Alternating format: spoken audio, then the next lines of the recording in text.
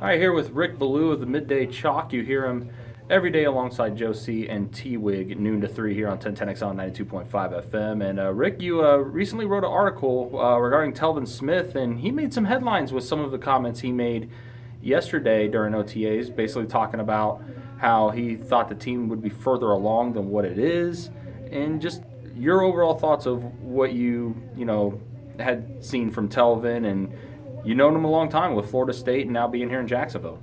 Yeah, I mean, this is what he's all about. We saw that the first time.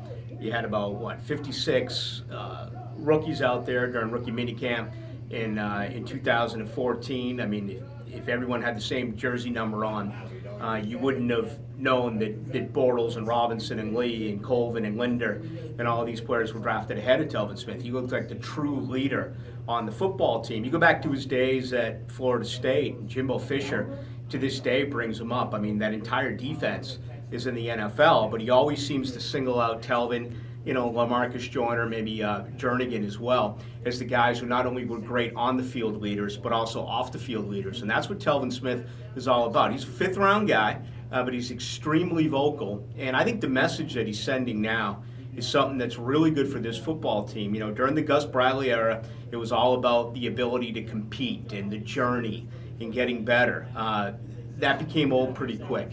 It's crystal clear here with Doug Marrone that they're not satisfied. They need to get better. And the coach can do anything that he wants, but it's not going to happen unless the players do their part. I like this. After only 4 OTAs, Telvin Smith calls a huddle, gets on him, singles himself out, rallies the troops around him and says, we've got to get better. We must practice better. We got to break this culture of losing. So I think it's just a start of things to come. 2 weeks left now, the remainder of this week, next week, then the mandatory minicamp, then you get a month off before the start of training camp. But I think Telvin Smith, and I write about this at gridironnow.com, I think what he did on Tuesday sends a message to everyone within the organization and for the Jaguar fans to understand that he is grabbing and taking responsibility as one of the true team leaders of the 2017 Jaguars. Yeah, and Telvin's always been that way, a vocal guy.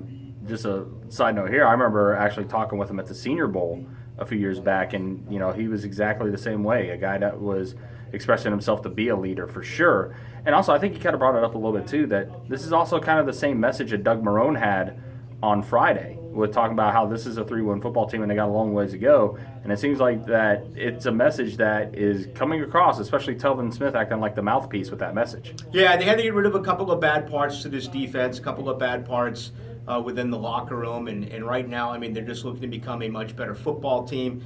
He expressed some frustration because of injuries right now. He's not able to have both safeties behind him out there working, and you bring in a new end and Campbell, and folks are waiting so much more now on Fowler, in his third year, really his second, if you consider he missed his first year because of an injury. And then right next to Telvin, he'd been playing next to Paul Posluszny for the last 3 years. Now all of a sudden Posluszny is going outside to the strong, and it will be Miles Jack inside. And we keep hearing about how Posluszny is becoming the mentor for Miles Jack. I think Telvin Smith proved with his comments yesterday that he's also going to be a guy that Miles Jack can look at. So again, he's a true team leader.